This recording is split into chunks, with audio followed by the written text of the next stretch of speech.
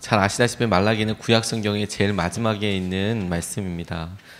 구약을 연대기로 이렇게 처음부터 끝까지 쭉 일렬로 늘어서 봐도 제일 처음에 창세기 이후에 출애굽기로 쭉 이어지는 말씀들이 이어져서 거의 연대기로도 제일 말미에 있는 말씀이 말라기이고, 이 말라기를 말씀하신 이후에 말라기 선지자 이후에 400여 년 동안의 침묵기가 있습니다.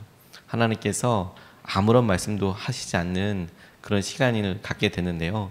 말라기를 실제로 읽어보면 두 가지로 요약이 될 수 있겠습니다. 첫 번째는 죄에 대한 책망의 이야기가 나오고, 그리고 두 번째로 주의 날을 선포하는 것, 주님이 이런 죄에 대해서 주님의 날이 임하여서 주님이 하실 여러 일들이 드러나게 됐는데, 이 말라기는 하나님의 주권을 선포하고 하나님께서 주도적으로 이 일을 하신다라는 것에 관심을 두고 있습니다. 그런데 우리가 이 말라기를 기억할 때 말라기에 특별히 등장하는, 마치 요한계시록에 등장하는 것처럼 기록하였다, 하나님께서 그를 경외하는 사람을 기록하였다라는 것을 중심으로 해서 같이 말씀을 살펴보고 싶습니다.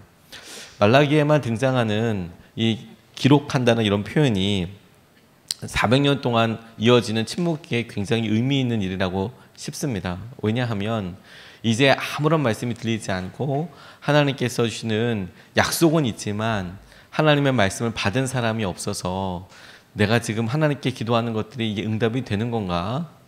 혹은 주님께서 정말 우리와 함께 하시는 건가? 이런 생각을 할 수밖에 없는 시기에 믿음의 실상을 드러내게 하는 것이지요. 오늘 이 본문 말씀을 통해서 하나님께서 기도하시는 것을 같이 붙잡고 싶습니다. 첫 번째로 우리가 믿음으로 같이 붙잡고 싶은 것은 하나님께서 분명히 들으신다라는 것입니다. 하나님께서 분명히 들으신다. 오늘 본문 말씀을 같이 한번 읽겠습니다.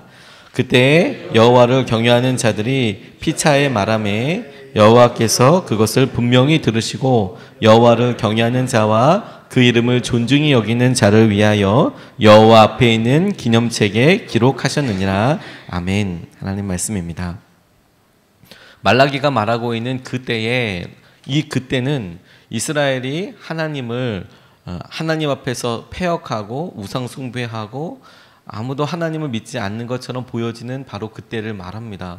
그때에 말라기가 이야기하고 있는 것들이, 그러니까 다시 말해서 지금 여호와를 경외하는 사람들이라고 이야기하는 사람들이 처해져 있는 상황이 아무도 하나님을 알지만 믿지 않는, 하나님께서 가지고 있는 심정에 대해서 별로 헤아리지 않고 세상은 그런 법이다, 그렇게 이야기하고 있는 시기였고, 그때에도 하나님을 경외하는 사람들이 믿음으로 붙잡고 있는 내용이 무엇고 보니까 하나님께서는 듣고 계신다라는 것이죠.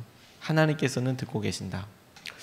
우리가 오랫동안 기도하고 있을 때 제일 많이 믿음의 부대낌이 되고 주님께 만나면 직접 묻고 싶은 것이, 제 이야기를 듣고는 계신 겁니까? 하나님, 제 말씀을 지금 알고는 계신 겁니까? 도대체 듣고는 계신 겁니까? 그런데 이스라엘 백성들도 하나님께서 말라기를 통하여 이렇게 경고하시고 말씀하신 다음에 이게 400년이나 이어지게 될 줄은 몰랐죠. 그런데 그렇다고 해서 이스라엘 백성들을 완전히 버리시려고 했던 것은 아닙니다. 예수 그리스도를 통하여 메시아를 오게 하시겠다라는 하나님의 약속을 이루시기 위한 일들이 계획 중에, 진행 중에 있었던 것인데, 적어도 이스라엘 백성들에게는 이것이 큰 믿음의 연단이었고 믿음의 핵심을 다루게 되는 시간이었죠. 근데 그 핵심이 뭐였냐면 하나님은 듣고 계신다. 하나님 여호와를 경외하는 사람들에게만 주셨던 믿음이 무엇이냐면, 주님이 말씀하셔도 혹은 말씀하지 않으셔도 주님은 다 듣고 계시지, 여호와께서는 분명히 들으신다라고 피차 말하였다는 것입니다. 이것을 우리가 믿음으로 같이 붙잡았으면 좋겠습니다. 어떤 자매가 비교적 유복한 삶을 살다가 부모님께서 갑자기 부도를 당하기 시작하면서 어려운 일을 처하게 되었습니다. 경제적으로 굉장히 어렵고 힘들어서 갑작스러운 일을 경험하다 보니까 본인이 할 수 있는 영역에서 한다고 하지만 부모님이 사업을 하다가 어려움을 당하는 그 일을 혼자서 어떻게 해보는 것은 너무 어려운 일이 되었죠. 그냥 집안 살림만 좀 도와줄 수 있고 동생들 잘 건사하는 것만으로도 대견하다고 이야기할 수 있을 텐데, 그래도 상황이 너무 급박하다 보니까 열심히 무언가를 해보려고 그렇게 몸부림을 치게 되었는데, 아버지도 경제적인 여러 상황들 때문에 어려움을 당하시고, 어머니는 갑자기 아프시게 되셔서 이걸 어떻게 해야 되나, 이런 일을 지금 어떻게 해야 되나, 이러는 상황에 일까지 해야만 하는 상황이 되었습니다. 일을 하려고 가만히 준비하다 보니까 자기에게 갖춰져 있는 것이 너무 없다는 것을 알게 되었답니다. 대학을 졸업한 것도 아니고 대학을 다니고 있는 중에 아주 어린 나이에 그런 일이 있다 보니까 이력서를 하나 쓰려고 하더라도 어디 졸업, 무슨 대학 졸업, 이 졸업이라고 써야지 이력서도 내보고 뭐 그냥 어떤 월급을 좀 제대로 주는 데를 넣어볼 수가 있는데 그런 것도 아니고, 그러니까 정말 힘들고 어려운 삶을 살지만 그래도 하나님께서 기가 막히게 거짓말하지 않고 직장도 주시고 그 직장에 다니면서 무언가를 할 수 있도록 비빈돌이 되어 주셨답니다. 근데 그렇게 열심히 하는데 삶이 변하지가 않는 거예요. 아침에는 이렇게 나가서 어머니 병간호를 하게 되었고, 입원하셔서 병간호를 하게 되고, 그리고 점심때쯤이나 저녁때쯤에 막 사람들이 막 전화 오기 시작하면 빚 갚으라고 그렇게 전화가 오고, 그리고 맡고 있는 여러 일들이 저녁에 학생들 가리키는 일이었는데 학생들 가리키고, 그러면 돌아와서 준비하든지 잠을 자든지, 그 다음날 일어나면 또 아침에 일찍 가서 어머니 간병하고 와서 학원 가리킬 준비하는 그때 또 엄청나게 전화들 많이 받고, 그리고 집에 이렇게 돌아와 보면 엄청난 우편물들이 들어와서, 그럴 때 우편물들은 굉장히 흉흉한 내용만 있는 거죠. 뭐 언제까지 얼만큼을 돈을 갚지 않으면 뭘 어떻게 하겠다, 무슨 뭘 어떻게 하겠다.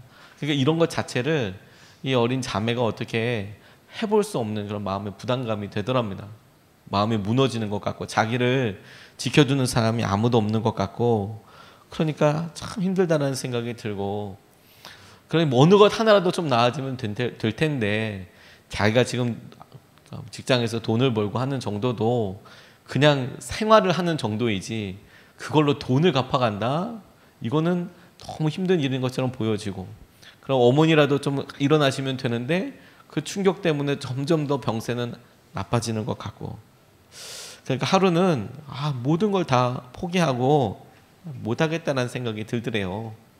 아침에 어머니께 봤는데 그날따라서 어머니가 너무 힘들어하시고 어려워하시는 모습을 보니까, 그렇게 강직하고 그렇게 바르셨던 어머니가 자기 앞에서 뭐 숟가락도 제대로 들 수 없을 만큼 힘들어하시는 모습을 보니까 마음이 너무 무너졌는데, 집에 오니까 또 우편물 엄청 많이 쌓여 있고, 그 우편물을 하나같이 다 은행에서 채권단에서 온 내용이고, 그리고 전화도 험한 전화 몇 개 전화 받고 나니까 너무 힘들어서 그냥 방바닥에 엎어져서 공부고 뭐고 뭐 할 거 다 내려놓고, 그냥 누가 나를 기억이나 하겠나, 내가 지금 이렇게 너무 힘들다.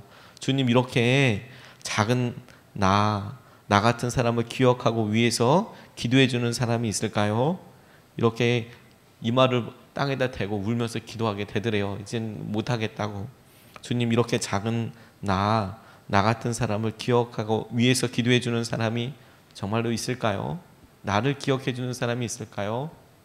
그렇게 울면서 기도하는데, 그날 그 자리에서 전화를 하나님께서 받게 하시더라는 거예요. 그렇게 울고 있는데 네 통의 전화를 받게 됐는데, 하나는 어머니 입원을 도와주셨던 의사 집사님께서 뜬금없이 전화를 주셨대요. 그렇게 막 울고 있는데, 너무 힘들어서 울고 있는데, 괜찮냐? 어머니는 괜찮으시냐? 이렇게 안부를 물으면서 전화가 갑자기 오더라는 거죠. 그래서 뭐 여러 이야기를 하고, 근데 마지막에 말이 내가 너 위해서 기도하고 있다, 힘내라. 그리고 전화를 뚝 끊더래요. 그리고 이 자매가 그 전에는 부산 CCC 쪽에 있었는데, 그 CCC 대표였던 어떤 목사님께서, 부산 CCC 전체를 담당하고 있는 그 목사님께서 전화를 주시더니 잘 살고 있냐 이야기 들었다, 뭐 어쩌냐 내용을 물어보더니 내가 널 위해 기도하고 있다, 힘내라 그러시더라는 거예요. 또한 전화가 이렇게 오더니 지금은 저기 상동교회라고 신세계백화점 있는 거기에 서철 목사님이라는 분이 전화를 또 주시더니 이야기 들었다. 잘 지내고 있냐? 내가 널 위해서 기도하고 있다. 그리고 마지막으로는 유기성 목사님이 전화를 이렇게 하시더니 뭐 이렇게 이야기를 하시더니 맨 마지막에 내가 널 위해서 기도하고 있다. 힘내라. 그런데 이 네 분이 평소 때 뭐 연락을 자주 하던 분들도 아니고 개인적으로 연락을 주고받을 수 있는 분들도 아니고 어린 자매가 뭐 담임 목사님이나 뭐 어떤 목사님들에게 뭐 직접 전화를 해서 뭐 내가 어때요 저때요 이렇게 얘기할 수 있는 상황도 아니고 또 그렇다고 하더라도 이 목사님들이 직접 전화를 해서 내가 기억하고 있다라고 이야기할 수 있는 그런 계제도 아닐 텐데 이 자매가 너무 힘들어서 어려워서 날 위해서 나를 기억해 주는 사람이 있을까요? 라는 그런 이야기에 이 네 분이 정말 거짓말처럼 서로가 아무 연고 없이 전화를 각각 주셔서 내가 널 위해서 기도하고 있다. 그 말에 너무 감사해서 펑펑 울게 되었답니다. 그 전에는 힘들어서 울었는데 그 이후에는 너무너무 감사해서 뭐가 감사하냐? 내가 혼자가 아니구나. 내 이야기를 하나님께서 듣고 계시는 거구나. 듣고 계시는 거구나. 여러분 우리가 믿음으로 주님 앞에 기도하고 간절히 구할 때 주님께서 이 놀라운 것을 말씀을 듣고 계신다는 것을 우리가 믿지 못할 때가 너무너무 많아요. 그래서 하나님께서 정말로 이루시고자 하시는 일들에 대해서 우리가 미리 포기하고 미리 저버려서 그래서 하나님께서 하시는 은혜를 누리지 못합니다. 말라기를 통하여서 말세에 이제 예수님 오시기 전에 마지막 세대를 살고 있는 사람들에게 있었던 믿음의 놀라운 고백이 무엇이었냐면 하나님께서는 반드시 들으신다. 하나님께서는 반드시 듣고 계신다. 하나님께서는 반드시 듣고 계신다. 여호와를 경외하는 사람들에게 여호와 하나님께서 이 모든 일들을 반드시 듣고 계신다라는 고백이 있었다. 이것이 저와 우리 여러분들의 오늘 고백이 되시기를 주님의 이름으로 축복합니다. 두 번째로 붙잡고 싶은 것은 기념책에 기록되어 있다라는 것이죠. 기념책에 기록되어 있다. 같이 한번 본문 말씀을 한 번 더 읽겠습니다. 그때 여호와를 경외하는 자들이 피차에 말하매 여호와께서 그것을 분명히 들으시고 여호와를 경외하는 자와 그 이름을 존중히 여기는 자를 위하여 여호와 앞에 있는 기념책에 기록하셨느니라. 아멘. 아멘. 하나님께서는 당신의 사람들을 기억하고 계십니다. 그런데 그분에게 기념책이 있어서 그것을 기록하였다라고 이야기하고 계세요. 기념책에 있어서 기록하고 있다. 그러니까 기념하는 책에 있어서 기록한다는 얘기는 요한계시록에 나오고 그리고 구약에는 여기 말라기에 나옵니다. 우리의 상황의 한계, 우리의 형편에 대해서 주님이 다 아실 뿐만 아니라 우리를 구체적으로 기억하고 계신다라고 이렇게 말씀하시는데 이게 얼마나 커다란 힘이 되는지 몰라요. 주님께서 다 알고 계신다. 더군다나 주님 앞에 누가 순종하고 누가 주님을 의지하고 있는지를 기억하고 계신다. 적어놓고 계신다라고 말씀하고 계시니까요. 영원히 잊지 않으시는 하나님의 은혜를 의지해야겠다는 생각이 들었어요. 적어놓고 기록해 주신다니까. 이 세상에서 그저 사라지고 잊혀지는 그런 우리가 아니고 영원하신 분께서 우리를 기억해 주시고 우리에게 삶의 의미와 안식처가 되어주고 계시니까 주님께서 당신을 경외하는 사람들을 적어놓고 기억하고 계신다. 적어놓고 기억하고 계신다. 우리가 버려진 사람 아니고 잊혀진 사람 아니고 주님께서 우리를 이름도 기억해 주시고 이끌어 주신다. 날마다 여러분들을 우리 성도님들을 위해서 이름을 불러가면서 하나님께 기도할 때 주님 앞에 주님 기념책에 쓰여져 있는 사람들이지 않습니까? 한 분 한 분 이름이 소중하게 주님 앞에 들려지고 이끌어지게 될 텐데 하나님께서 그것을 다 기억한다고 생각을 하니까 얼마나 감사한지 몰라요. 교회 교의학이라는 아주 신학의 큰 유명한 저서를 쓴 칼 바르트라는 사람이 있습니다. 얼마나 저작물이 굉장히 긴지 크고 방대한지 신학을 공부하는 사람은 이 칼 바르트를 누구나 다 알지만 누구도 다 그분의 책을 읽을 수는 없어요. 왜냐하면 워낙 길기 때문에. 그분을 전공하는 사람이 아니면 이 칼바르트를 처음부터 끝까지 읽기가 쉽지가 않습니다. 한 8천 몇백 페이지 정도가 됩니다. 그러니까 백과사전 같은 아주 짜잘한 글로 8천 몇백 페이지 정도를 갖다가 평생 글을 썼던 사람이에요. 그러니까 그걸 다 머릿속에 기억하기도 힘들고 그 안에 있는 생각들이 굉장히 논리적이고 설득력 있는 그런 말들이기 때문에 그냥 공부하는 사람들도 쉽게 읽을 수 있는 글은 아니거든요. 근데 그럼에도 불구하고 조직신학이나 신학을 공부하는 사람에게는 너무너무 중요한 반드시 거쳐가야 될 교과서와 같은 사람이에요. 근데 말씀드렸듯이 이 양이 워낙 방대하다 보니까 워낙 유명한 사람임에도 불구하고 사람들이 잘 몰라요. 읽기가 쉽지 않으니까. 근데 어떤 사람이 인터뷰를 하면서 이렇게 물었답니다. 그 교회 교의학 책을 그렇게 길게 쓰셨는데 교수님 그냥 쫙 짜서 한 줄로 말하면 그게 뭡니까? 그러니까 뭘 얘기하고 싶은 겁니까? 그렇게 길게 썼는데 도대체 뭘 얘기하고 싶은 겁니까? 이렇게 물어봤다는 거예요.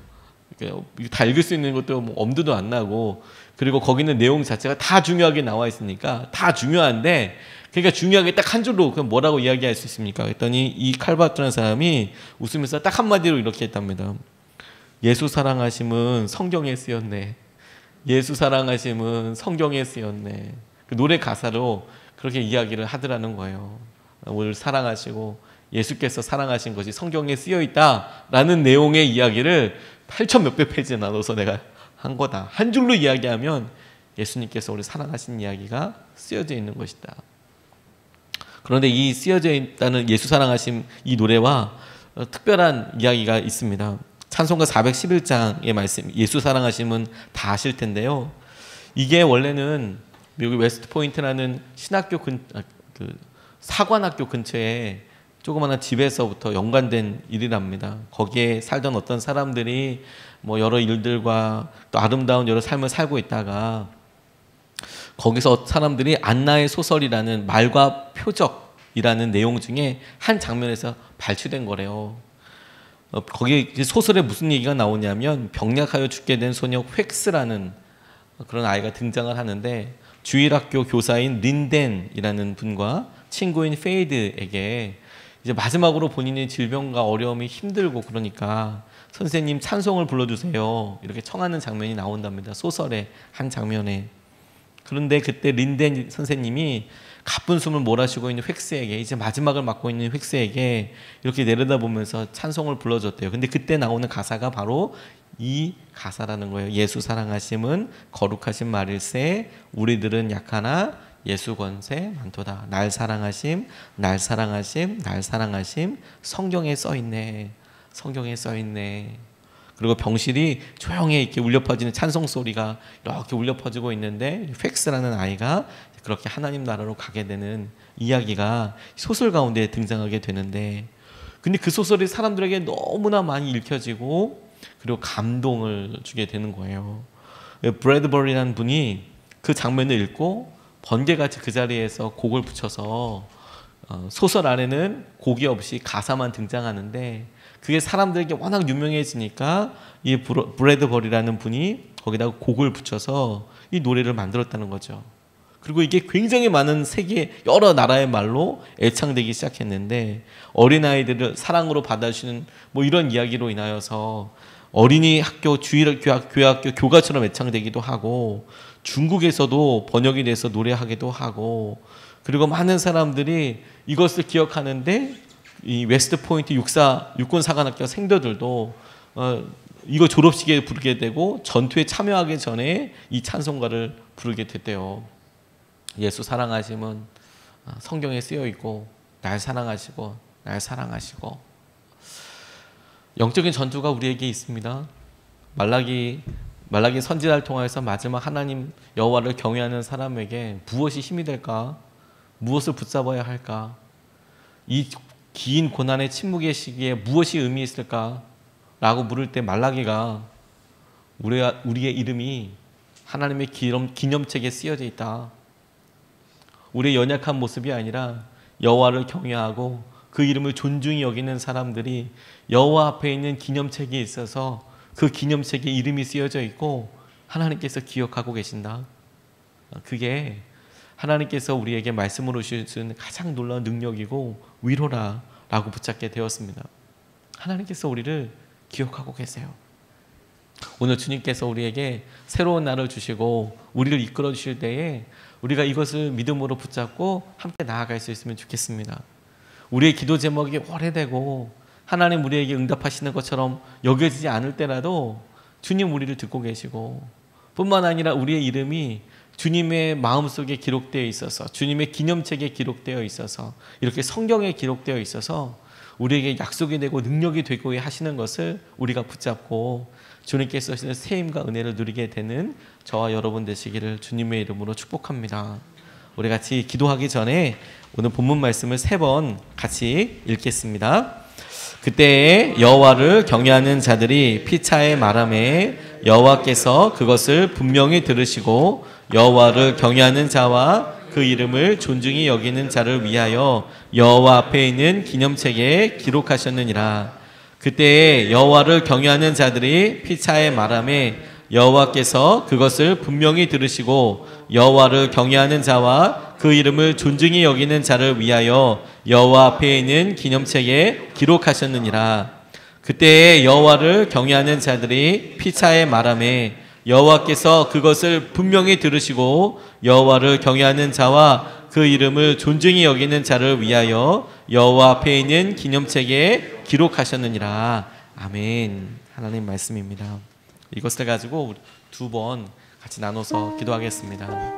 오늘은 우리가 매번 특별 새벽 기도회가 끝날 때마다 교제 시간을 가졌지만 오늘은 따로 교제 시간이 없습니다.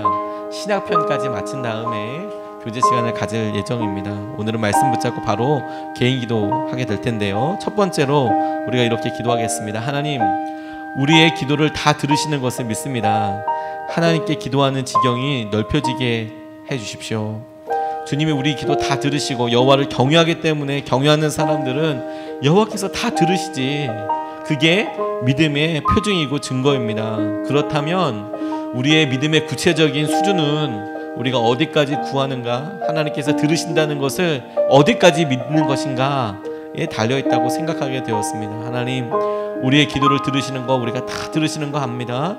오늘 기도의 지경을 넓혀주시고 기도로 주님께서 행하신 은혜를 누리게 하여 주시옵소서. 기도의 지경을 넓혀달라고, 기도의 영을 달라고 우리가 첫 번째로 같이 기도하시겠습니다. 아버지 하나님,